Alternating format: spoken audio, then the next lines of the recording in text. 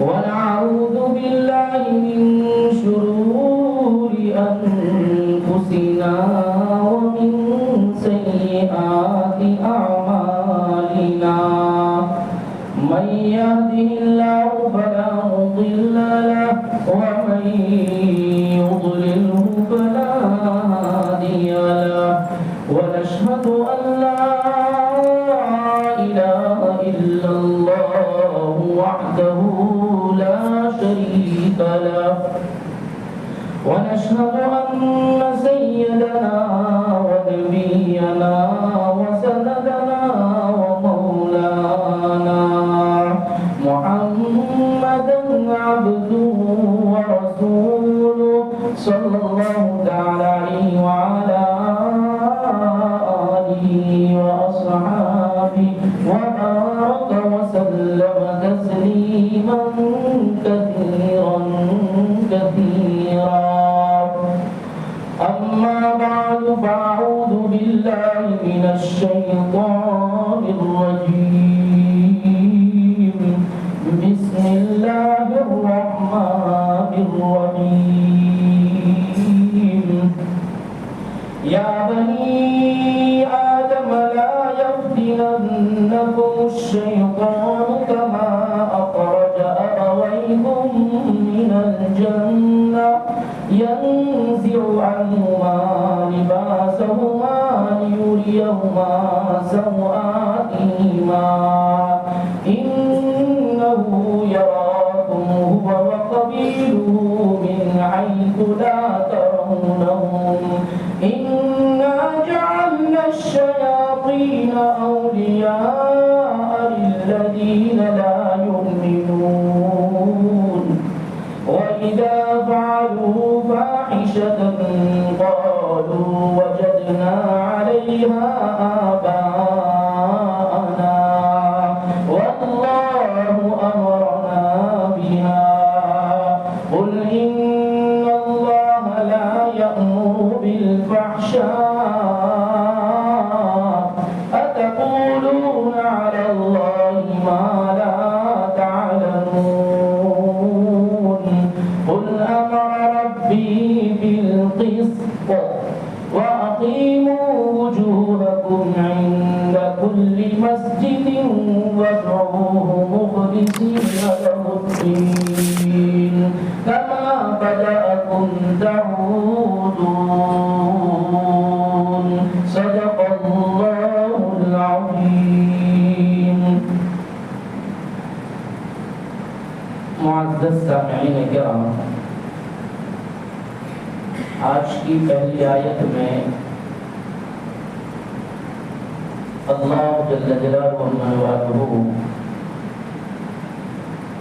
انسانوں کو آگاہ کر رہے ہیں اور انسانوں کو متنبہ کر رہے ہیں۔ متنبہ اس بات پر کیا جا رہا ہے کہ اے بنی آدم، شیطان تمہیں کہیں فتنے میں نہ ڈال دے۔ یا بنی آدم لا یفتننکم الشیطان، شیطان تمہیں کہیں فتنے میں نہ ڈال دے۔ شیطان کا فتنہ کس اعتبار سے ہوتا ہے اور کس طرح ہوتا ہے؟ مفسرین فرماتے ہیں شیطان دو دروازوں سے انسان پر حملہ کرتا ہے، دو راستوں سے انسان کو گمراہ کرتا ہے۔ ایک شبہات والا راستہ اور ایک شہوات والا راستہ۔ انسان کو شک و شبہات میں ڈال کر بدعقیدہ بنا دیتا ہے، دین کی باتوں میں شک پیدا کر دیتا ہے، دین کی باتوں میں شبہات پیدا کر دیتا ہے۔ ایسا ہوگا یہ تو سمجھ میں نہیں آتا ہے، یہ مسئلہ سمجھ میں نہیں آتا ہے، ہماری عقل تو یہ کہتی ہے، ہماری سمجھ تو یہ کہتی ہے، میں بڑا عقل مند ہوں، میں بڑا دانش مند ہوں، میں بڑا فہیم ہوں، میں بڑی سمجھ بوجھ رکھتا ہوں، اس لیے یہ بات میری سمجھ میں نہیں آتی ہے، یہ نئے مولویوں کی نئی پیداوار ہے۔ یہ ایسے مفتیوں کی پیداوار ہے جو اپنے جیب میں سے نکال کر مسائل بتاتے ہیں، اس لیے میری سمجھ میں نہیں آتا، میری سمجھ اور میرے دماغ میں اس کے بارے میں شک ہے۔ تو فرمایا ایسے شکوک و شبہات میں انسان کو مبتلا کر کے انسان کو بدعقیدہ بنا دیتا ہے، اور اس شکوک و شبہات میں اس نے بڑے بڑے لوگوں کو بدعقیدہ بنا دیا ہے، بڑے دیندار لوگوں کو بھی اس نے بدعقیدہ بنا دیا ہے۔ بڑے دیندار سمجھے جاتے تھے، یہاں تک کہ ولایت کی منزل تک پہنچے ہوئے انسان کو بھی اس نے شکوک و شبہات کی چکی میں پیس کر بدعقیدہ بنا دیا ہے۔ تو یہ اس کا ایک راستہ ہے کہ انسان کو شک میں ڈال دیتا ہے، شبہات میں ڈال دیتا ہے۔ اس لیے اللہ فرماتا ہے یا بنی آدم لا یفتننکم الشیطان، اے بنی آدم کہیں شیطان تمہیں فتنے میں نہ ڈال دے اور کہیں تمہیں شکوک و شبہات میں ڈال کر تمہیں بدعقیدہ بنا دے۔ اور دوسرا دروازہ اس کا یہ ہے کہ وہ شہوات میں مبتلا کر دیتا ہے، خواہشات میں انسان پڑ جاتا ہے اور اپنی من کی چاہت دین میں بھی استعمال کرتا ہے۔ من مرضی کی نماز، من مرضی کا دین، من مرضی کے احکام، من کی چاہت کی سنتیں، من کی چاہت کے طریقے، من کی چاہت کی شریعت پر چلنا، یہ خواہشات بن جاتا ہے۔ خواہشات کے پیچھے ڈال کر انسان کو تباہ و برباد کر دیتا ہے۔ یہ اس کے دو دروازے ہیں جس کے ذریعے سے وہ بڑے بڑے انسانوں کو گمراہ کر چکا ہے اور گمراہ کر دیتا ہے۔ اس لیے اللہ تبارک و تعالیٰ متنبہ ہے، آگاہ کر رہے ہیں اور فرما رہے ہیں کہ رمضان کے مبارک مہینے میں 14ویں روزے میں سننے والوں، اللہ فرماتا ہے یا بنی آدم لا یفتننکم الشیطان، آگاہ ہو جاؤ، متنبہ ہو جاؤ، متوجہ ہو جاؤ، کہیں ایسا نہ ہو کہ شیطان دو دروازوں سے آ کر تمہیں فتنے میں ڈال دے اور تمہارا دین تمہارے سامنے برباد کر دے اور تمہاری دین کے بارے میں بسائی ہوئی کھیتیاں، بوئے ہوئے بیج کہیں اس میں بربادیاں پیدا نہ کر دے۔ کما اخرج ابویکم من الجنہ، جیسا کہ تمہارے ماں باپ کو، یہاں ابوی فرمایا یعنی ماں باپ کو، حوا اور آدم کو، آدم و حوا علیہم السلام کو، کما اخرج ابویکم، تمہارے ماں باپ کو اس نے جنت سے نکالا تھا، جنت میں فتنے میں مبتلا کیا، خواہشات میں ڈالا، شک اور شبہات میں ڈالا اور ان دو دروازوں سے شک اور خواہشات کے پیچھے لگا کر آدم و حوا کو کما اخرج ابویکم من الجنہ، جنت سے اس نے نکالا اور نکالنے کے لیے اس نے پیدرا یہ رچا، پروگرام یہ بنایا کہ دونوں کو اس طریقے سے کہ ینزع عنہما لباسہما لیریہما سوآتہما، اس طرح فتنے میں ڈالا آدم و حوا کے کہ جب ان کو جنت میں فتنے میں ڈالا تو لباس اتار دیا گیا، وہ لباس اتارنے میں لگا تھا کہ آدم کا جنت کا لباس نکل جائے، پیراہن جنت اس سے نکل جائے، پیراہن بہشت اس سے نکل جائے اور وہ برہنہ ہو جائے، ان کی آزائے مستورہ وہ خود دیکھنے لگ جائے۔ اس لیے ایسے فتنے میں مبتلا کیا اور اس فتنے نے ان کو آسمانوں سے زمین پر اتروا دیا، جنت سے زمین پر اتروا دیا۔ اب مفسرین فرماتے ہیں کہ آدم و حوا کا زمین پر آنا تو طے ہی تھا، اللہ کی حکمت تھی ہی، اللہ نے بنایا ہی اسی لیے تھا کہ زمین پر اتارا جائے، لیکن اس میں شیطان کا عمل لگ گیا اور شیطان سبب بن گیا، شیطان اس کا بہانہ بن گیا اور شیطان کا یہ عمل جس کی وجہ سے برہنہ ہو کر جب ان کو جنت سے اتار دیا گیا، جنت کا لباس ان سے نکلوا دیا گیا، اور ایسی آزمائش میں پڑ گئے، ایسے فتنے میں پڑ گئے کہ دنیا میں آنے کے بعد اپنے لباس کے لیے رونا پڑا، اور رو کر پھر اللہ تبارک و تعالیٰ کی بارگاہ میں اپنے قصور کا اعتراف کیا۔ اعتراف قصور کے بعد، اقبال جرم کے بعد اللہ تبارک و تعالیٰ نے ان کو لباس عطا فرمایا ہے۔ اس لیے اللہ فرماتا ہے کہ وہ ابد سے پہلے ہی سے، ابتدا سے، جبکہ انسان بنایا گیا اسی ابتدائی دن سے قیامت کی صبح تک وہ اولاد آدم کے پیچھے پڑ رہا ہے، اور اس کی کوشش یہی رہتی ہے کہ اس کو ایسی فتنہ میں ڈال دیا جائے اور ایسے فطری فتنے میں ڈال دیا جائے جس کی وجہ سے وہ اپنی دنیا آخرت، اپنی عاقبت خراب کر بیٹھے۔ اس لیے آج کے صاحب معالم العرفان لکھتے ہیں کہ آج کے زمانے میں صرف آدم کے ساتھ شیطان کا مکر و فریب نہیں تھا، بلکہ قیامت کی صبح تک چلے گا۔ تو آج کے زمانے میں شیطان کا مکر و فریب یہ ہے کہ نیند برہنہ کو متبدل لوگ اچھی چیز سمجھتے ہیں۔ نیند برہنہ یعنی کپڑے پہن کر بھی بدن کھلا ہو ایسا نظر آئے، اس کو نیند برہنہ کہتے ہیں۔ آدھا ننگا کہ اس نے لباس تو پہنا ہے، لیکن لباس پہننے کے باوجود بھی وہ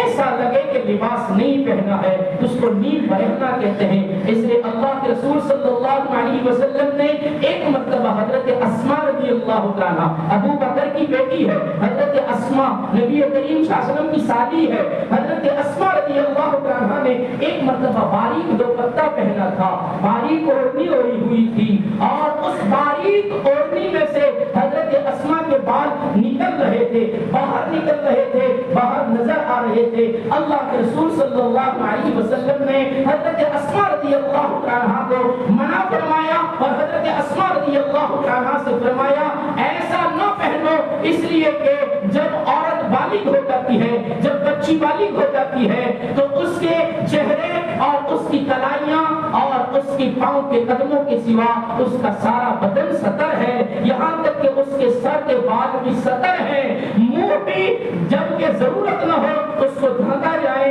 اگرچہ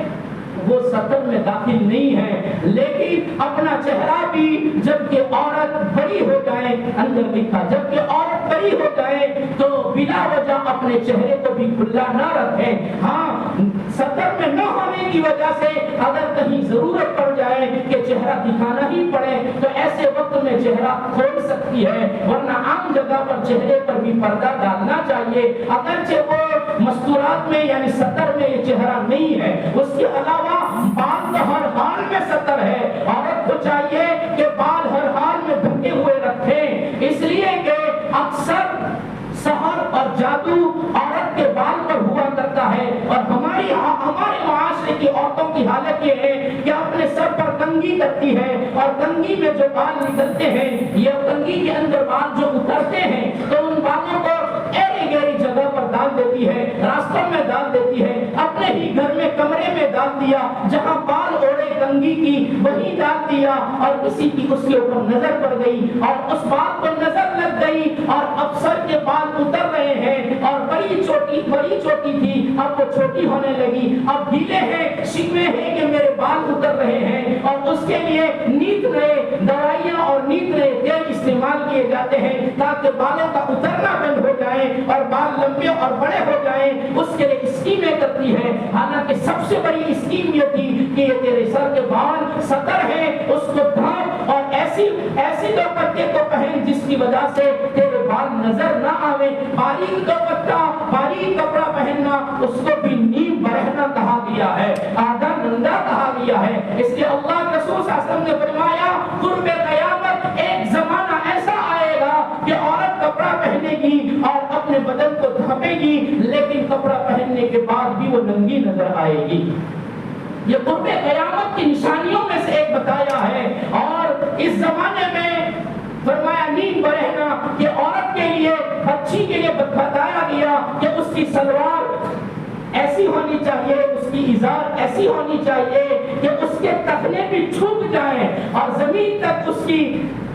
سلوار اور ازار پہنچ جائیں۔ اور آج کے زمانے میں فی زمانہ ہماری بچیاں جو لباس پہنتی ہے، ازار پہنتی ہے، آدھی پندلی تک پہنتی ہے، نصف پندلی تک اس کی ازار ہے، اور اتنی پھیٹ پہنتی ہے کہ جس کی وجہ سے اس کے بدن کا ہر چیز نظر آئے، اور اس کا یہ پندلی بھی سطر تھی، اس کا ٹکنا بھی سطر تھا، صرف پاؤں کی پتلی جس کو کہتے ہیں، قدم جس کو کہتے ہیں، وہی سطر میں نہیں تھا، لیکن اس کا یہ سارا آدھی پندلی تک کا بدن نظر آتا ہے، اور وہ اپنا سطر کھول کر راستوں میں چل رہی ہے، بازاروں میں گھوم رہی ہے، گھر میں گھوم رہی ہے، ہر ایک کی نظریں اس پر جا رہی ہے، اور ہر ایک اس کو دیکھ رہا ہے، حالانکہ اللہ کے رسول صلی اللہ علیہ وسلم نے ایسی چیزوں سے منع فرمایا ہے، اور قرآن بھی کہتا ہے کہ ایسا نہ ہو کہ تمہارا لباس ایسا بن جائے کہ شیطان تمہیں فتنے میں ڈال کر تمہارے لباس میں تبدیلیاں پیدا کر دیں، اور تم نیک برہنہ ہو جاؤ، آدھے ننگے ہو جاؤ۔ تو یہ تو شیطان سے چال ہے، شیطان کا مکر ہے، اور شیطان تمہیں فتنے میں ڈال رہا ہے، اس سے اللہ تبارک و تعالیٰ آگاہ کر رہا ہے اور متوجہ کر کے کہہ رہا ہے کہ ایسا نہ ہو، انہو یراکم ہوا وقبیلہ من حیث لا ترونہم، اور انسانوں اور میرے بندو بندیوں، شیطان ایسا تمہارا دشمن ہے کہ تم اس کو نہیں دیکھتے، وہ تم کو دیکھتا ہے، انہو وقبیلہ، وہ اور اس کا سارا قبیلہ، ساری کی ساری شیطانی نسل، جنات کی نسل تمہیں دیکھ رہی ہے، ایسی جگہ سے جہاں سے تم ان کو نہیں دیکھتے۔ اس لیے فرمایا جب غسل بھی کیا کرو تو غسل کرنے میں بھی اپنے اعضائے مستورہ کو چھپایا کرو، اور ایسی جگہ پر غسل کیا کرو جس کی وجہ سے اپنا بدن چھپا ہوا نظر آئے، اس لیے کہ انسان نہیں دیکھتا لیکن شیطان تمہارے جسم کو دیکھتا ہے، اور ایسی جگہ سے دیکھتا ہے جہاں سے تم نہیں دیکھ سکتے، اس لیے آگاہ ہو جاؤ، متنبہ ہو جاؤ، متوجہ ہو جاؤ۔ شیطان کس طرح دیکھتا ہے؟ مفسرین فرماتے ہیں ہر کس و ناکس کو، عام انسان کو جنات نظر نہیں آتا، شیطان نظر نہیں آتا، اس کی اصلی شکل میں تو نبیوں کے سوا کسی کو نظر نہیں آتا ہے۔ ہاں وہ کبھی کبھی متشکل ہو کر اپنی شکل بدل کر، کبھی انسان کی شکل میں، کسی جانور کی شکل میں، کسی اور چیز کی شکل میں وہ متشکل ہو کر جنات یا شیطان انسان دیکھ سکتا ہے، ورنہ اس کی اصل شکل میں اس کو کوئی نہیں دیکھ سکتا۔ اور کبھی کبھی جنات تو ایرا گیرا بھی عام کے آدمی بھی دیکھ لیا کرتا ہے۔ اس کے متعلق روایت بیان فرمائی جس میں حضرت ابو ہریرہ رضی اللہ عنہ کی روایت بخاری شریف کے حوالے سے درج کی گئی کہ اللہ کے رسول صلی اللہ علیہ وسلم فرماتے ہیں، حضرت ابو ہریرہ رضی اللہ عنہ راوی ہیں، فرماتے ہیں کہ اللہ کے رسول صلی اللہ علیہ وسلم نے فرمایا صبح کے وقت میں، اور میرے صحابہ آج رات کو جب کہ میں نماز پڑھ رہا تھا تو جنات مجھ پر حملہ آور ہونے کی کوشش کر رہا تھا، اور بڑا حملہ کرنے کی کوشش کی کہ میری نماز کو فاسد کر دیں۔ وہ میری نماز کو فاسد کرنے کی فکر میں جنات اپنی اصلی شکل میں آیا، اور اصلی شکل میں آ کر میری نماز کو فساد تک پہنچانے کی کوشش کر رہا تھا۔ میں نے سوچا کہ اس کو پکڑوں، اور پکڑ کر اس کو مسجد کے ستونوں میں سے کسی ایک ستون کے ساتھ باندھ دوں تاکہ صبح میں تم سب لوگ اس کو دیکھو۔ تو شیطان کو اللہ کے رسول صلی اللہ علیہ وسلم نے، جنات کو اللہ کے رسول صلی اللہ علیہ وسلم نے اپنی اصلی شکل میں دیکھا، اور مسلم شریف کی روایت میں فرمایا گیا کہ اللہ کے رسول صلی اللہ علیہ وسلم نے فرمایا اللہ کا دشمن ابلیس، جنات، شیطان جنات ایک ہی نسل ہے، تو فرمایا اللہ کا دشمن ابلیس آگ کا شعلہ لے کر مجھ کو مارنے کی کوشش کر رہا تھا، جس کو پیغمبر صلی اللہ علیہ وسلم کو، اور آپ کو مجھ کو اگر شیطان اور جنات پریشان کرتا ہے یہ کوئی بڑی بات نہیں ہے۔ اللہ کے رسول صلی اللہ علیہ وسلم فرماتے ہیں مجھ کو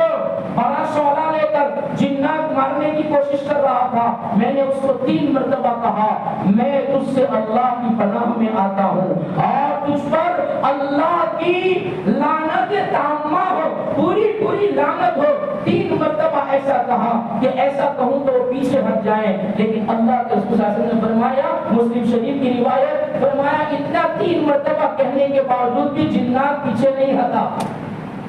اللہ کے رسول صلی اللہ علیہ وسلم فرماتے ہیں میں نے ارادہ کر لیا کہ اس کو پکڑ لوں، اور اصلی حالت میں دیکھا فرمایا اس کو پکڑنے کی کوشش کی، لیکن پھر ایک دم مجھے ہمارے بھائی سلیمان علیہ السلام کی دعا یاد آ گئی، ورنہ میں نے سوچا تھا کہ اس کو پکڑ کر باندھ دوں اور صبح میں مدینہ کے بچے اس سے کھیلیں،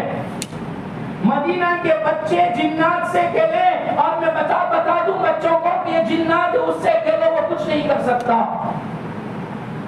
لیکن مجھے میرے بھائی سلیمان کی دعا یاد آ گئی، فرمایا یا رسول اللہ کیا دعا ہے؟ اللہ کے رسول صلی اللہ علیہ وسلم نے فرمایا کہ سلیمان علیہ السلام نے اللہ سے دعا کی تھی، قال رب اغفر لي وهب لي ملكا لا ينبغي لأحد من بعدي۔ سلیمان علیہ السلام کو جب اللہ نے نبوت سے سرفراز فرمایا اور حکومت و سلطنت عطا فرمائی، تو حضرت سلیمان علیہ السلام دعا گو ہوئے اور دامن سوال پھیلا کر فرمانے لگے، الہی قال رب اغفر لي، پہلی دعا میری یہ ہے کہ اللہ میرے قصوروں کو معاف کر دیجئے، مجھے معافی دے دیجئے نا، اس لیے کہ بشر ہوں، بشر ہونے کے ناطے، انسان ہونے کے ناطے لغزشیں ہو ہی جاتی ہے، اور میں نے لغزشیں کی ہے، میں اس کا اقرار کرتا ہوں، قال رب اغفر لی وہب لی ملکا لا ينبغی لأحد من بعدی۔ اللہ کے رسول صلی اللہ علیہ وسلم فرماتے ہیں میرے بھائی سلیمان نے اللہ سے فرمایا، یا اللہ جب کہ تو نے مجھے نبوت سے سرفراز فرمایا اور باپ کے بعد داؤد کے بعد تو نے مجھے سلطنت بھی عطا فرمائی اور تخت سلیمانی بھی عطا فرمایا، تو ذرا التجا بھی سن لیجئے نا، اتنی ساری حکومت دینے کے بعد تیرے سلیمان کی التجا یہ ہے کہ الہی ایسی سلطنت ہونی چاہیے، ایسی حکومت ہونی چاہیے کہ میرے بعد کسی کو بھی ایسی سلطنت میسر نہ ہو، صبح قیامت تک کوئی بھی ایسا بادشاہ نہ آئے اور ایسی سلطنت کا مالک نہ بنے جیسا کہ داؤد کا بیٹا سلیمان بنایا گیا۔ رب نے فرمایا سلیمان جا تیری التجا کو ہم نے شرط منظوریت دے دی اور ہم نے قبول فرما لیا، اب قیامت کی صبح تو آ جائے گی، میرا پیغمبر بھی آئے گا، محمد رسول اللہ بھی آئیں گے، میرا حبیب بھی آئے گا، اور دنیا میں بڑے بڑے بادشاہ بھی بنیں گے، لیکن سلیمان تیرے جیسی حکومت اور تیرے جیسی سلطنت نہ کسی کو ملے گی۔ اس دعا نے اللہ کے رسول فرماتے ہیں پکڑنے کے ارادے کو جو ہم نے مضبوط بنا لیا تھا، ہم نے اس کو چھوڑ دیا کہ آج اگر ہم نے جنات کو پکڑ لیا، مدینے کے بچوں کو دکھا دیا، تو میرے بھائی سلیمان کی سلطنت پر محمد بھی غالب آ جائے گا۔ اس لیے محمد کسی کا حق چھیننے نہیں آیا ہے، حقوں کو وصول کر کے دینے کے لیے آیا ہے۔ جبکہ پینے کے زمانے میں،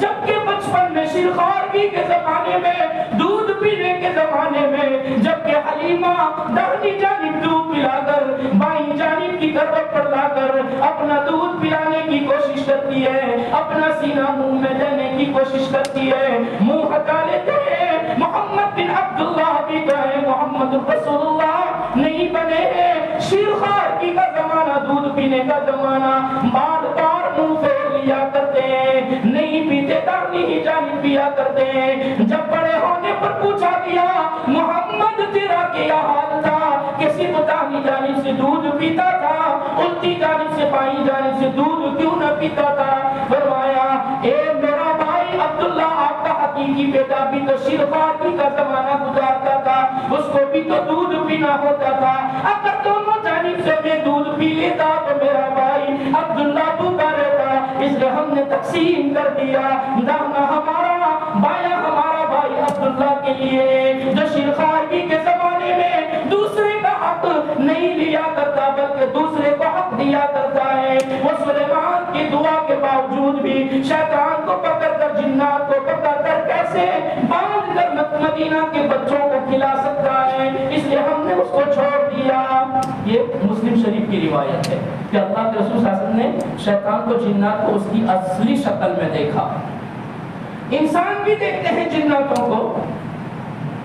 تو انسان کی شکل میں کبھی آتا ہے، کبھی جانوروں کی شکل میں آتا ہے، کبھی ڈراؤنی شکل میں آتا ہے، کبھی بزرگوں کی شکل میں آتا ہے، نہ جانے کیسی کیسی شکلوں میں متشکل ہو کر آتا ہے۔ اس کے بارے میں روایت بیان فرمائی گئی بخاری شریف کی، آپ کو سیاہ ستہ ہی کی حدیثوں کا انشاءاللہ حوالہ دیا جا رہا ہے۔ بخاری شریف کا حوالہ حضرت ابو ہریرہ رضی اللہ تعالیٰ فرماتے ہیں اللہ کے رسول صلی اللہ علیہ وسلم نے مجھے رمضان کی زکوٰۃ کی حفاظت کے لیے مقرر کیا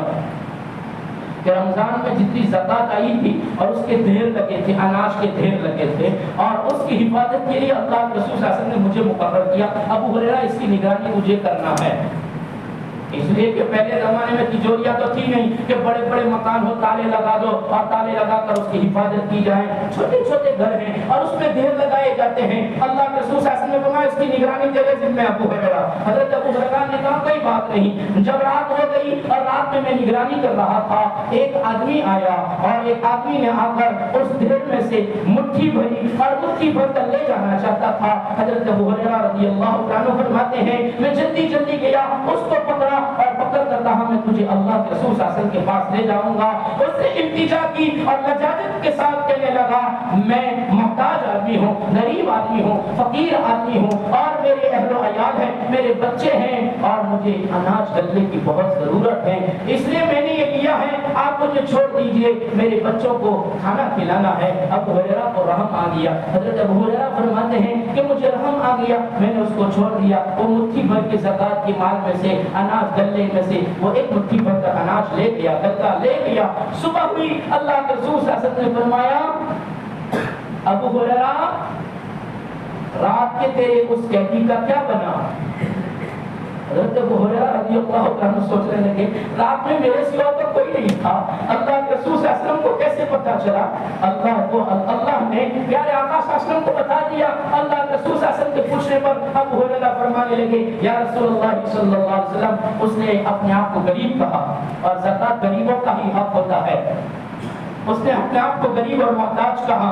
اور اس کی بیوی بچے تھے اور اس نے مجھ سے التجا کی، مجھے رحم آیا کہ زکوٰۃ ہی کا مال ہے اور زکوٰۃ میں غریبوں کا حق ہوتا ہے۔ میں نے اس پر رحم کھا کر اس کو چھوڑ دیا اور وہ لے کر چلا گیا۔ اللہ کے رسول صلی اللہ علیہ وسلم نے فرمایا ابو ہریرہ اس نے جھوٹ بولا، پھر سے وہ آئے گا۔ دوسری رات ہوئی، ابو ہریرہ فرماتے ہیں کہ دوسری رات میں پھر ایک آدمی آیا اور وہی آدمی آیا اسی شکل میں تھا، وہ آیا اور آ کر پھر مٹھی بھری، میں نے اس کو پکڑا اور کہا کہ آج تو میں تجھے ضرور اللہ کے رسول صاحب کے پاس لے جاؤں گا۔ پھر اس نے اپنا منہ بنایا اور رونے کی شکل بنائی اور اپنی محتاجگی کا اظہار کیا اور اپنی بیوی بچوں کی بھوک کی شکایت کی اور کہا چھوڑ دو اب نہیں آؤں گا، یہ آخری مرتبہ آیا ہوں، چھوڑ دو۔ حضرت ابو ہریرہ فرماتے ہیں پھر مجھے دیا آ گئی، رحم آ گیا، میں نے اس کو پھر چھوڑ دیا، وہ چلا گیا۔ دوسرے دن صبح میں اللہ کے رسول صلی اللہ علیہ وسلم پھر وہی سوال ابو ہریرہ کل رات والے قیدی کا کیا ہوا اور کیا کیا؟ حضرت ابو ہریرہ نے پھر وہی گیلے شکوے، پھر وہی بات دہرائی جو کل دہرائی تھی۔ اللہ کے رسول صلی اللہ علیہ وسلم نے فرمایا ابو ہریرہ وہ جھوٹ بولا، پھر سے آئے گا۔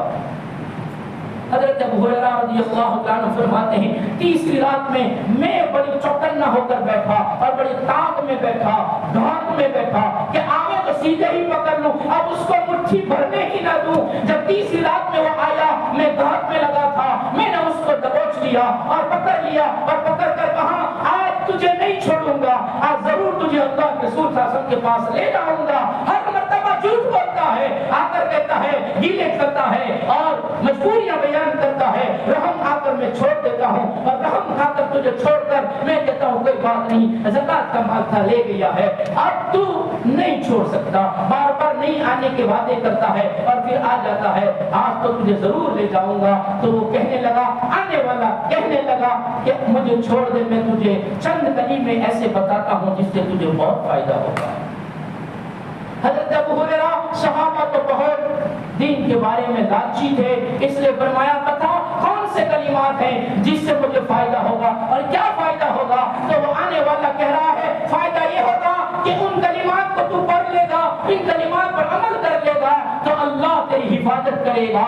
اللہ تیری حفاظت کرے گا اور پوری رات تیرے مال کی بھی حفاظت ہوگی۔ ہوگی، تیری جان کی بھی حفاظت ہوگی، اور شیطان اور جنات تجھ پر مسلط نہیں ہو سکتا۔ وہ کلمات میں تجھے بتاؤں گا۔ ابو ہریرہ کو تو لالچ تھی، ہاں حرص تھا کہ دین کی بات جاننے کو ملے، وظیفہ جاننے کو ملے۔ آپ جلدی بتا کون سا عمل ہے اور کون سی فائدے کی چیز ہے؟ وہ آنے والا کہہ رہا ہے جب رات کو تو اپنے بستر پر جایا کریں تو جاتے وقت آیت الکرسی پڑھ لیا کر، اور آیت الکرسی پڑھ کر پھونک مار دیا کر، اپنی بستر کی چاروں طرف دم کر دے، نہ تجھے شیطان اور جنات تجھے کوئی پریشانی میں ڈال سکتا ہے، جنات تجھ پر مسلط نہیں ہو سکتا، اللہ پوری رات تیری حفاظت کرے گا۔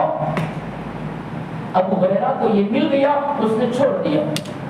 وہ چلا گیا۔ صبح ہوئی، اللہ کے رسول صلی اللہ علیہ وسلم نے پھر پوچھا ابو ہریرہ رات کے قیدی کا کیا کیا؟ حضرت ابو ہریرہ فرماتے ہیں یا رسول اللہ تیسری رات بھی وہ آیا، آج میں نے اس کو مٹھی نہیں بھرنے دی اور میں نے اس کو پکڑا اور آپ کے پاس لانے کے میں نے وعدے کیے، تو وہ مجھے کہنے لگا تجھے ایک کلمہ ایسا بتاتا ہوں، چند کلمے ایسے بتاتا ہوں جس کو کرنے سے اللہ تیری حفاظت کرے گا، جنات اور شیطان تجھ پر مسلط نہیں ہو سکتا۔ اللہ کے رسول صلی اللہ علیہ وسلم نے پوچھا ابو ہریرہ کیا کلمات بتائے؟ تو حضرت ابو ہریرہ فرماتے ہیں یا رسول اللہ آنے والے نے یہ کہا آیت الکرسی پڑھ لیا کر، اور آیت الکرسی پڑھ کر رات کو اپنے بستر کے پاس پھونک لگا دیا کر، دم کر دیا کر، جنات تجھ پر نہیں آ سکتا اور تجھے پریشان نہیں کر سکتا، اللہ تیری پوری رات حفاظت کرے گا، تیرے مال کی بھی حفاظت کرے گا۔ اللہ کے رسول صلی اللہ علیہ وسلم نے فرمایا وہ آنے والا جھوٹا تھا لیکن جو عمل بتایا وہ سچا ہے۔ پھر اللہ کے رسول صلی اللہ علیہ وسلم نے فرمایا ابو ہریرہ اور میرے صحابہ جانتے ہو وہ آنے والا کون تھا؟ ابو ہریرہ فرماتے ہیں وہ ایک آدمی تھا، وہ ایک انسان تھا۔ اللہ کے رسول صلی اللہ علیہ وسلم نے فرمایا وہ انسان نہیں تھا، انسان کی شکل میں آنے والا جنات تھا۔ وہ جنات اور وہ شیطان انسان کی شکل میں آتا تھا جس کو تو نے دیکھا، 3 راتوں تک دیکھا اور 3 راتوں تک اس کو تو نے پکڑا، لیکن تو نے اس کو متشکل حالت میں دیکھا، انسانی شکل میں دیکھا، اصلی شکل میں نہیں دیکھا ہے۔ اللہ تبارک و تعالی قرآن کریم میں یہی فرماتے ہیں إِنَّهُ يَرَاكُمْ هُوَ وَقَبِيلُهُ مِنْ حَيْثُ لَا تَرَوْنَهُمْ، وہ تمہیں ایسی جگہ سے دیکھتا ہے جن جگہوں سے تم اس کو نہیں دیکھ سکتے، اس میں دیکھنے کی طاقت ہے اور تمہیں دیکھتا ہے، تمہارے سامنے شکلیں بدل کر بھی آتا ہے۔ اللہ کے رسول صلی اللہ علیہ وسلم نے 6 مرتبہ جناتوں کو تعلیم بھی دی ہے، اور اللہ کے رسول صلی اللہ علیہ وسلم جب قرآن پڑھتے تھے تو شیطان آ کر قرآن سننے میں بھی لگ جیا کرتے تھے اور آ کر کہتے تھے او میری جنات کی جماعت خاموش ہو جاؤ، پیغمبر صلی اللہ علیہ وسلم قرآن پڑھتے ہیں، ذرا قرآن کو کان لگا کر سنو۔ وَإِذْ صَرَفْنَا إِلَيْكُمْ، اللہ کے رسول صلی اللہ علیہ وسلم کے پاس آتے تھے اور آ کر اللہ کے رسول کے سامنے کھڑے ہو جاتے اور نبی نماز میں قرآن پڑھتے ہیں، جنات پیچھے بیٹھ کر قرآن سن رہے ہیں۔ اللہ کے رسول نے جناتوں کو ایمان کی دعوت دی تو انہوں نے ایمان بھی قبول کیا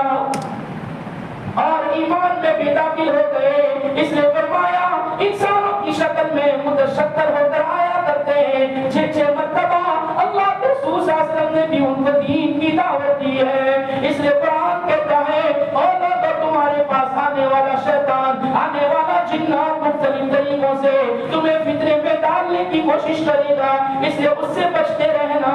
اِنَّا جَعَلْنَا الشَّيَاطِينَ أَوْلِيَاءَ لِلَّذِينَ لَا يُؤْمِنُونَ۔ اللہ فرماتا ہے اور لوگوں جنات کو ہم نے ان کا دوست بنایا جو ایمان والے نہیں ہیں، جن کے پاس ایمان کی حلاوتیں نہیں ہیں، ایمان کی چنگاریاں نہیں ہیں، ان کے لیے ہم نے شیطان کو اولیاء بنایا، ایسوں کا دوست بنایا۔ کیوں دوست بنایا؟ مفسرین فرماتے ہیں کہ شیطان اپنے گروہ میں اضافہ چاہتا ہے، ایمان والوں کی گروہ میں زیادتی چاہتے ہیں۔ اللہ کے رسول صلی اللہ علیہ وسلم فرماتے ہیں تزودوا الودود فإني مكافر بكم الأمم يوم القيامة۔ اللہ کے رسول صلی اللہ علیہ وسلم فرماتے ہیں ایسی عورتوں سے نکاح کرو جو زیادہ محبت کرنے والی بھی ہو،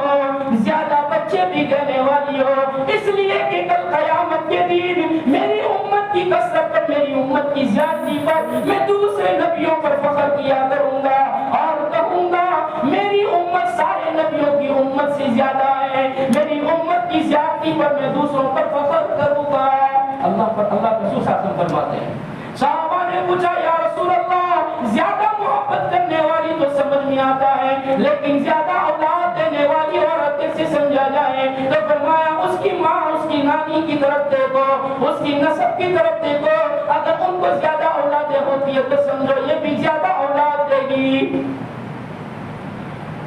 تو فرماتے مفسرین کہ شیطان بھی اس بات کی کوشش کرتا ہے کہ اس کے ماننے والوں کی، اس کے گروہ کی زیادتی زیادہ ہو، اس کی تعداد کثرت سے ہو، اس لیے وہ ان کو بھڑکانے کی، ان کو فتنے میں ڈالنے کی کوشش کرتا ہے، اور ان کے فتنے میں وہی لوگ آتے ہیں لا یؤمنون، جن کے پاس ایمان نہیں ہوتا ہے، جو اللہ کو، اللہ کے رسول کو نہیں مانتے ہیں، وہ اس کے گروہ میں آ جاتے ہیں، اور وہ اس لیے آتے ہیں کہ وہ اپنے ساتھ اپنے ماننے والوں کو، اپنے متبعین کو بھی جہنم میں لے جائیں۔ اس لیے وہ اسی فکر کرتا ہے۔ اسلاف فرماتے ہیں، ہمارے اسلاف نے فرمایا ایسے مکار سے، ایسے دشمن سے، مکار دشمن سے بچنے کے لیے مجھے آپ کو بتایا گیا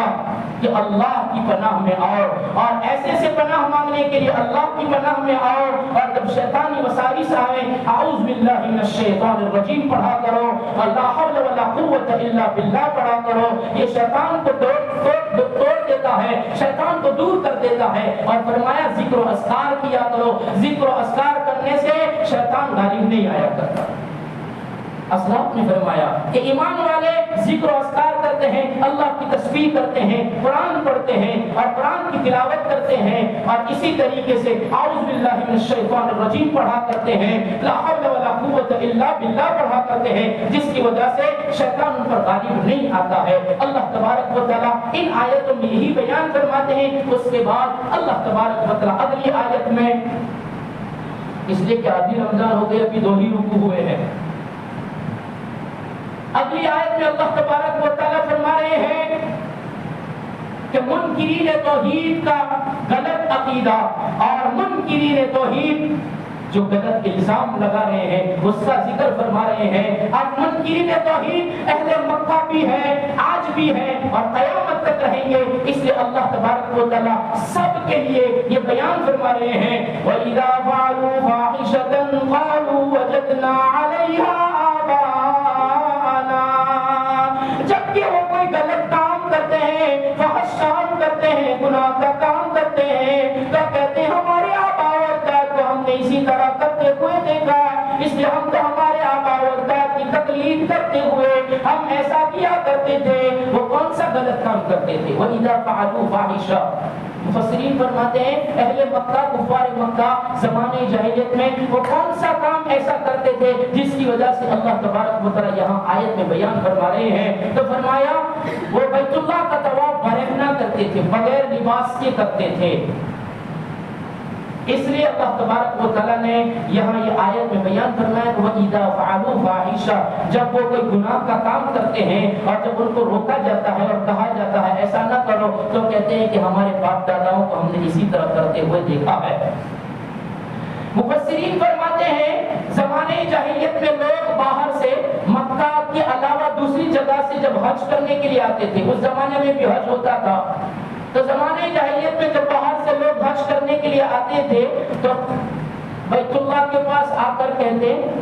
کہ ہم جو روزمرہ کپڑے پہنتے ہیں ان کپڑوں کو پہن کر کعبۃ اللہ کا طواف کرنا یہ اچھی بات نہیں ہے، یہ مناسب نہیں ہے، اس لیے باہر سے آنے والے اہل قریش عاریتاً ادھار کپڑے لیتے تھے، اور ادھار کپڑے لے کر کہتے کہ ہمیں کپڑا دو، اور اس کی تعویل کرتے اس طریقے سے کہ جن کپڑوں کو ہم پہنتے ہیں اور پہن کر جن سے ہم گناہ کا ارتکاب کرتے ہیں، ایسے کپڑے پہن کر بیت اللہ کا طواف کرنا یہ تو بہت غلط بات ہے، اس لیے پہنے ہوئے کپڑے نہیں، ایسے کپڑے جس کو پہنے ہی نہ ہو، جیسے کہ ہم احرام کی چادر پہنتے ہیں، تو کہاں ایسے کپڑے ہمیں دو کہ جن میں گناہ نہ کیا گیا ہو۔ تو پھر اہل قریش جن کے ساتھ باہر سے آنے والوں میں جن کے ساتھ تعلقات ہوتے ہیں تو تعلقات والوں کو کپڑے دیتے ہیں، یا کوئی ایسا ہے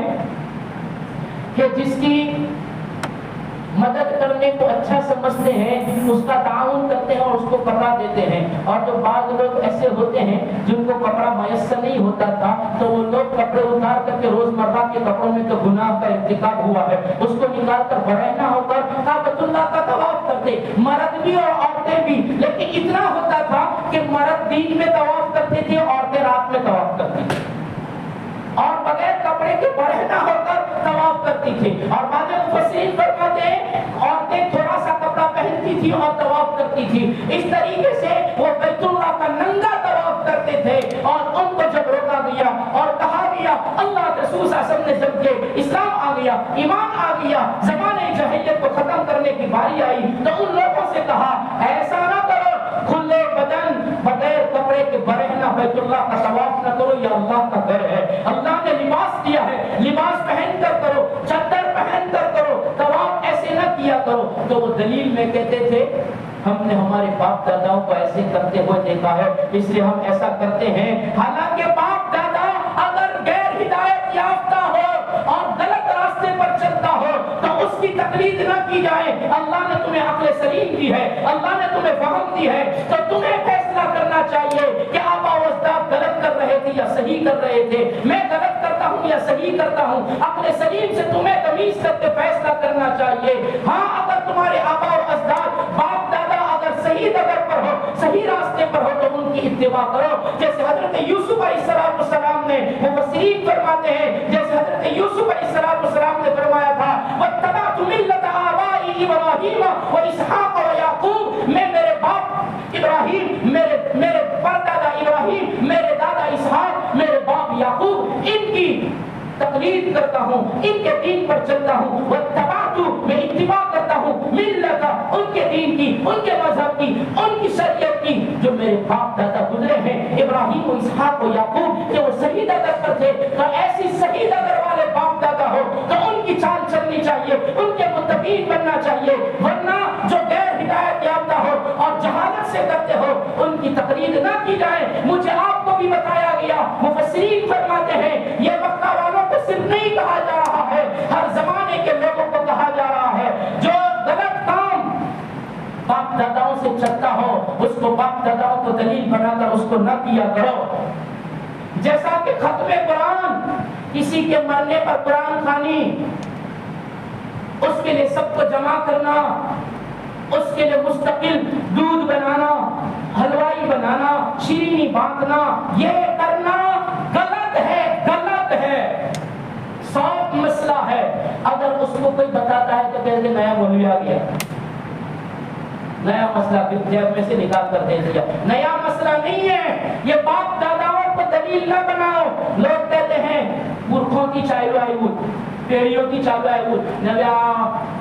نوا مولوی ان کے کیا نہیں کروا.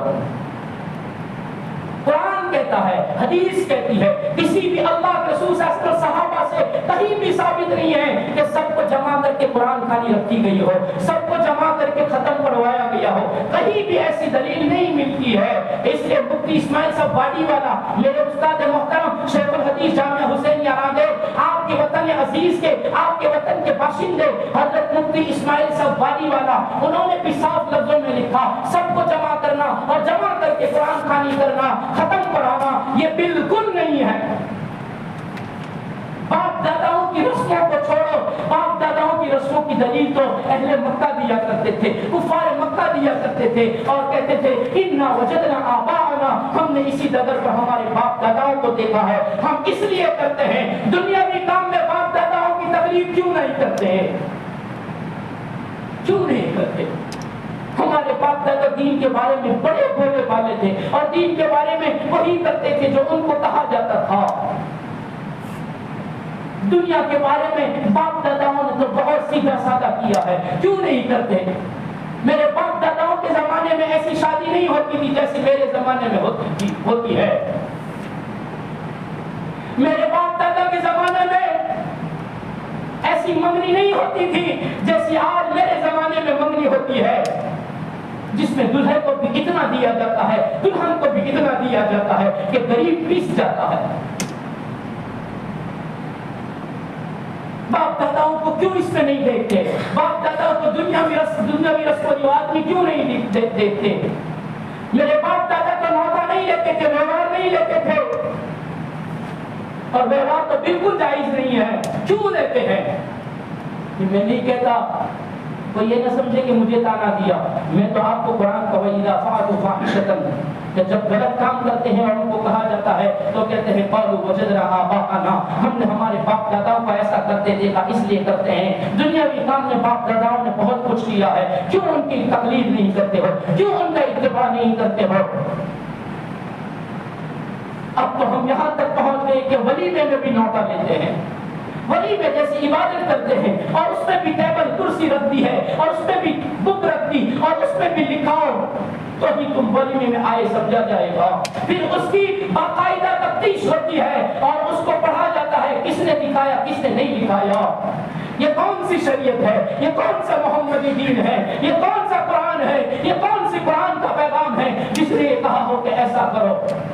وَإِذَا فَعَلُوا فَاحِشَةً قَالُوا وَجَدْنَا آبَاءَنَا، وہ جب دلیل دیتے ہیں تو کہتے ہیں ہم نے ہمارے باپ داداؤں کا ایسا کرتے ہیں دیکھا اس لیے ہم کرتے ہیں۔ اللہ کہتا ہے پیغمبر کہہ دو تمہارے باپ داداؤں نے جہالت میں کیا ہے اور وہ تو جاہل تھے اور ان کے پاس کوئی سمجھانے والا نہیں آیا تھا۔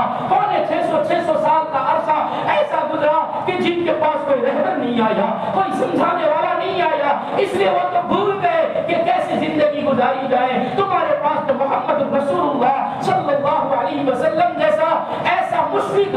رہبر دیا ہے، ایسا ہادی دیا ہے جو تمہیں منزل مقصود کی صحیح رہبری کرتا ہے۔ اس کی بات کو سنو اور برہنہ ہو کر کھلے بدن کعبۃ اللہ کا طواف نہ کیا کرو، یہ اللہ کا گھر ہے، محترم گھر ہے، مکرم گھر ہے جس میں تو سطر چھپانے کا حکم دیا گیا ہے۔ ایک اور بات لکھی مفسرین نے، جو لوگ ایسا لباس پہن کر نماز پڑھتے ہیں جس لباس کی وجہ سے اس کا سطر نظر آ جاتا ہے تو اس کی بھی نماز جاتی ہے، جس کی نظر گئی اس کی بھی نماز جاتی ہے۔ لوگوں معاف کیجئے گا، شریعت ہے سمجھو۔ چھوٹی چھوٹی ٹی شرٹیں پہن کر، چھوٹے چھوٹے شرٹ پہن کر نماز پڑھتے ہیں، رکوع سجدے میں جاتے ہیں، خشوع خضوع سے نماز پڑھنے والے کی نماز بھی بگڑ جاتی ہے۔ کیوں ایسا کرتے ہو؟ اللہ کے گھر میں آ کر بھی اتنی من کی چاہتے، یہ شیطان کی ساتھ شیطان کا غالب آنا ہے، ہم مغلوب ہو گئے، وہ غالب آ گیا۔ اگر سمجھانے والا سمجھاتا ہے اور ان کو بتاتا ہے کہ ایسا لباس پہن کر مسجد میں نہ آؤ تو پھر اس پر الزام کسے جاتے ہیں، جیسے پڑھتے ہو پڑھنے دو، نہیں ایسا پڑھ کے مسجد میں آ کر گناہ لے کر جانا اور ان کو کچھ نہ کہا جائے تو پھر میری آپ کی بھی اللہ کی پاس پرس ہوگی کہ تم نے کیوں نہ بتایا۔ اس لیے فرمایا گیا اللہ کا گھر ہے، برہنہ طواف نہیں کر سکتے، برہنہ نماز نہیں پڑھ سکتے۔ جہاں سطر کھل جاتا ہو اور نماز خراب ہو جاتی ہو، نماز ٹوٹ جاتی ہو، فساد تک پہنچ جاتی ہو، ایسا لباس پہن کر اللہ کے گھر میں نہ آیا کرو، ایسا لباس پہن کر اللہ کا حکم پورا نہ کرو جس پر اللہ کی رحمت آنے کے بجائے اللہ کا قہر اور غضب آ جائے اور اللہ کہے میرے گھر میں آ کر بھی ایسا کرتا ہے جس سے میں روتا ہے تو پھر میرا غضب اترتا ہے۔ اللہ حفاظت فرمائے۔ اس کے بعد وہ دوسری دلیل دیتے ہیں اور کہتے ہیں اللہ نے ہم کو تو ایسا کرنے کو کہا ہے۔ کتنا جھوٹ! یہ آگے کہہ رہے ہیں واللہ امرنا بها، اللہ نے ہم کو ایسا حکم دیا ہے۔ اس کے بارے میں کیا بیان فرمایا انشاءاللہ زندگی باقی رہی تو آئندہ کل سنیں گے۔ اللہ تبارک و تعالی ہم سب کو قرآن کو سمجھ کر اس پر عمل کرنے کی توفیق عطا فرمائے۔ جلدی جلدی چند اعلانات وہ سن لیے جائیں۔ فاطمہ محمد وادی والوں کی جانب سے الحمد لله لك الحمد، الحمد لله لك الحمد كله، الحمد لله لك الحمد كله، الحمد لله لك الحمد كله، الحمد لله حمدا كثيرا طيبا مباركا فيه، اللهم صل على محمد وعلى آل سيدنا محمد وبارك وسلم يا أرحم الراحمين ويا أكرم الأكرمين يا ذا الجلال والإكرام يا ذا الجلال والإكرام يا ذا الجلال والإكرام۔ اے عزت والے رب، اے جلال والے رب، اے جمال والے رب، اے غفور رحیم اللہ، اے غفار الذنوب اللہ، اے ستار العیوب اللہ، اے رحیم و کریم اللہ، اے رحمان و رحیم اللہ، اے ارحم الراحمین اللہ، اے اکرم الاکرمین اللہ، آپ کے در پر آئے ہیں، آپ کی چوکھٹ پر آئے ہیں، اے اللہ آپ کے در کے گداگر ہیں، آپ کے در کے بھکاری ہیں، آپ کے در کے منگتے ہیں، یا اللہ مانگنے والوں کا بھی حق ہوتا ہے، اے اللہ آپ کے در پر دامن پسار کر آپ جیسے سخی سے التجا کر رہے ہیں، آپ جیسے کریم سے التجا کر رہے ہیں کہ ہماری گزری ہوئی زندگیوں پر معافی کا قدم کر دیجئے، بہت گناہ کیے، بہت گناہ کیے، بہت گناہ کیے، اے اللہ راتوں کی گھٹا کو اندھیریوں میں، دن کی چلچلاتی دھوپ میں، اے اللہ کو تھکنے پر، اے اللہ استوائے شمس کے وقت، غروب شمس کے وقت، طلوع شمس کے وقت، اے اللہ دین دہاڑے، یا اللہ خلوتوں میں، جلوتوں میں، تنہائیوں میں، مجلسوں میں، اے اللہ جان بوجھ کر انجانے میں چھوٹے بڑے بہت گناہ کیے، اے اللہ پوری زندگی کا سارا چٹھا آپ کے سامنے ہے، آپ سے کچھ بھی چھپا ہوا نہیں ہے، آپ کا عالم الغیب والشہادہ ہے، اے اللہ سارے قصوروں کو معاف کر دیجئے، جائیں تو کہاں جائیں، آپ کے سوا کوئی نہیں ہے، اس کے پاس جا کر دامن پسارے، اے اللہ بندے تو ہمارے سوا بہت تھے اور ہوں گے، لیکن مولا رب تو تیرے سوا کوئی نہ تھا، نہ کوئی ہے نہ کوئی ہوگا،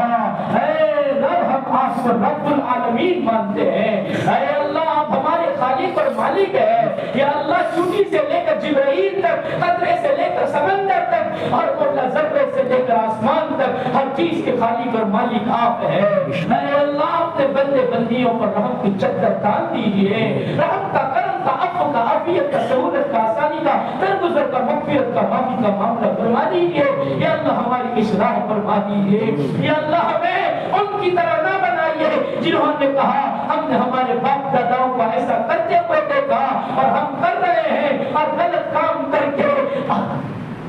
زندگیاں گزار دی، یا اللہ غلط کاموں سے ہماری پوری امت کی حفاظت فرمائیے، یا اللہ ہمیں پوری امت کو صحیح راستے پر چلا دیجئے، اے اللہ نبی والے راستے پر چلا دیجئے، قرآن والے راستے پر چلا دیجئے،